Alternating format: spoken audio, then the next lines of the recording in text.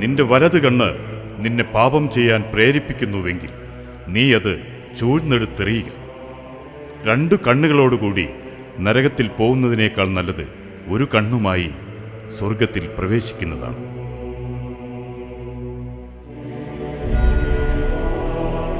ചെറുതായൊന്ന് പോറി.